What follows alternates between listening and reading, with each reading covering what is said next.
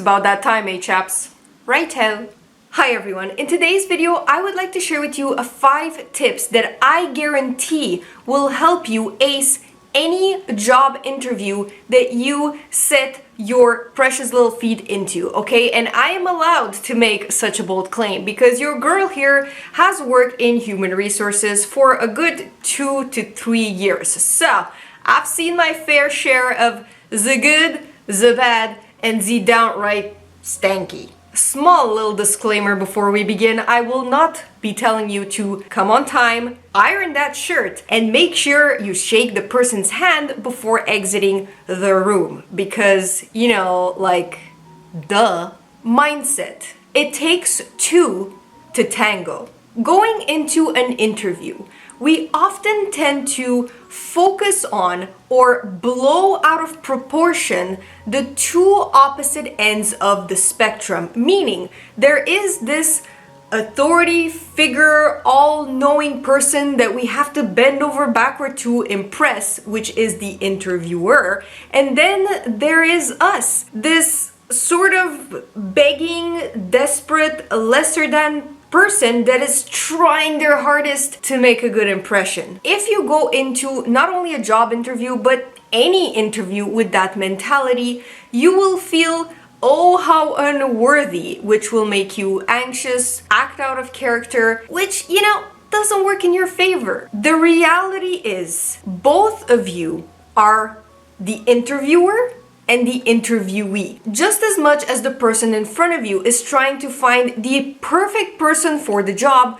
you are also trying to find the perfect job for you, so the best fit. You both have a common goal. You both want to see if the pieces fit. You are there not to please someone and change your core self to try to get something you might not like. You are there to see if this is something you would like to do every single day. Look at it this way. If going into an interview, the person you might be potentially working this close with is snarky, rude, and just downright nasty to be with, would you really want to be his or her executive assistant? And if you tell me yes, you lying, okay? Or if you give me some BS about, yeah, but I need the money, no amount of money will help you deal with that crap every single day from 9 to 5. And secondly, when you're desperate and you try to get a job just to get a job, you can smell desperation from a mile away. And trust me, it's never the beggars that get the job. Be honest and respectful, and literally, consciously see yourself as both the interviewee and the interviewer. Moving on, preparation. Do some research for yourself. And when I say do research, I don't mean digging up a bunch of intel on the organization, on the interviewer, on the company mission, goals, vision, projects, and just at the right moment, regurgitating everything in the person's lap. And I am well aware that you've heard this tip in pretty much any video talking about this topic. However, the reasons why I'm telling you to do research are kind of different. Conversation, engaging in a genuine talk with the interviewer. If you do your research correctly, you will walk into that interview with a solid baseline that you can then add on with your unique personality, your unique talents. Interviews should be like a genuine, pleasant conversation.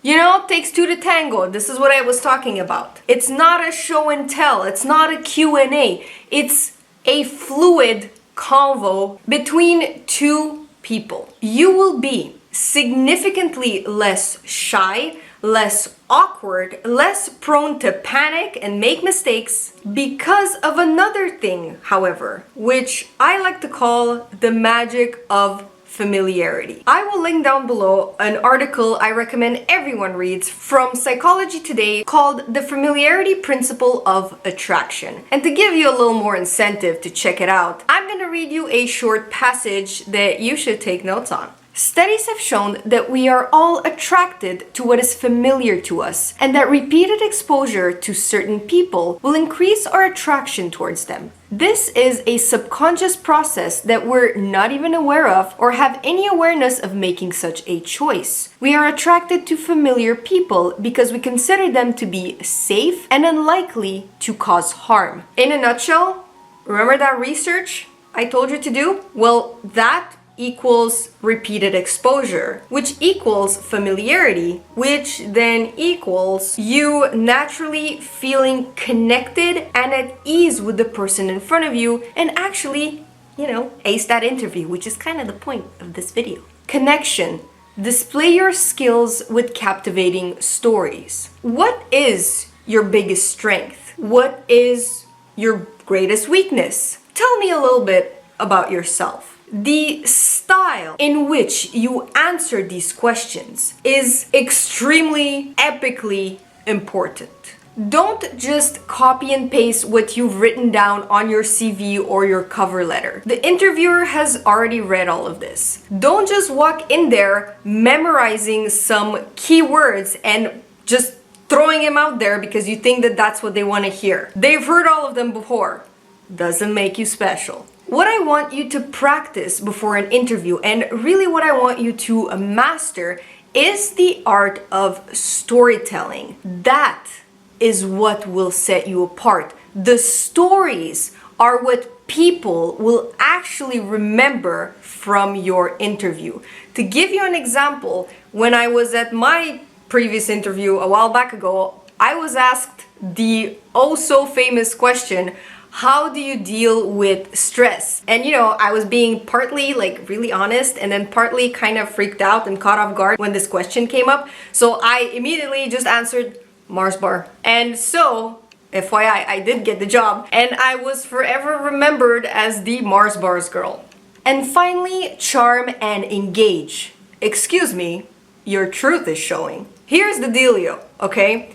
If you were called for the interview, that means that they believe that you already have all the hard skills or close to all necessary to do the job well. During the interview, they're actually just assessing whether or not they would like working with you. Are you likable? Are you charming? Are you engaging? Who are you as a person? The majority of the questions they throw your way are not so much so to assess your ability to answer them correctly, even though yes, there are good or bad answers. However, if you are a good marketing and salesperson, you can make even laziness sound good. So, another thing you should practice before an interview, and hey, during the summer, because y'all have time, is exactly that. What I'm saying is that you should focus more on